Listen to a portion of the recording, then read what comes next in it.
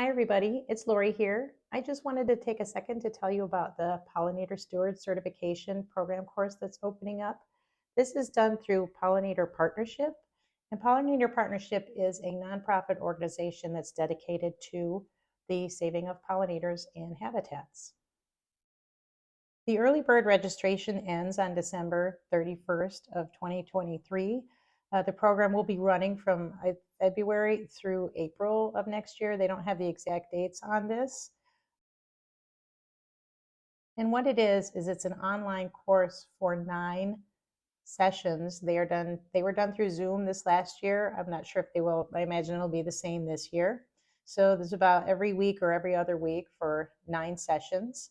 And you talk about a lot of different topics on there, some interesting things like bee basics, what is pollination, how does it work, what is the diversity of bees and the difference between native bees and honeybees, management of bees, and also indigenous science perspectives on land management and land use over the time with pollinators and how they interact with different indigenous peoples. And other things like talking about butterflies and beetles and all the other kinds of pollinators out there, including birds. How to identify kind of a very basic identification, because that could be its own really, really long course for something like that. And then there's also a section on how to plan a habitat for pollinators. And they divide that into 3 sections, one for just a general home person like myself doing that, then someone who's maybe a larger farmer, land management, or even an even larger organization that wants to do a whole large landscape on that. And you would only need to attend one of those 3 classes. But it goes over talking about the ecoregions that you live in, how to find out what plants are native to you and what works well in your growing area. And then the last module is how to work on outreach. And that's part of what the stewardship program is for outreach. Once you complete those 9 modules, that's what I have done already. I've done the online part of that. And now you have a year then to work on your habitat.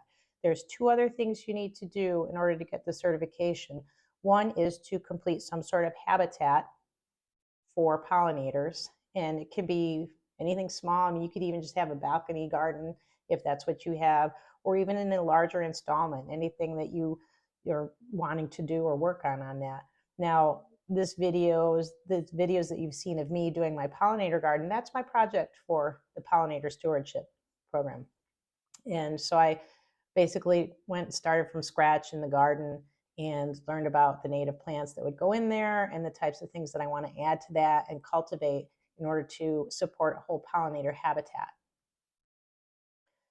Then the second part of that is an outreach. So you have to do some sort of outreach project. It could be any number of things, from native plant sales to holding some talks or organizing a neighborhood native plant garden.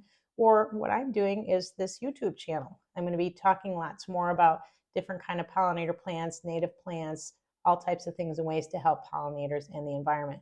And that's what I'll be using for my outreach portion of this.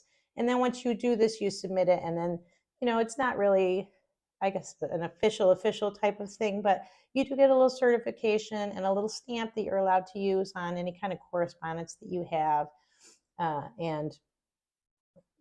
in emails or anything like that. And then I think you can also get a little lapel pin, but it's more, I'm doing this more not for the pin or for the certification, but just to learn more about pollinators, what they really need in order to be able to thrive and survive. Even in just a small environment like your own yard, you can have bee species that all they do is live in your yard, and that's their whole life cycle, is just being in your yard.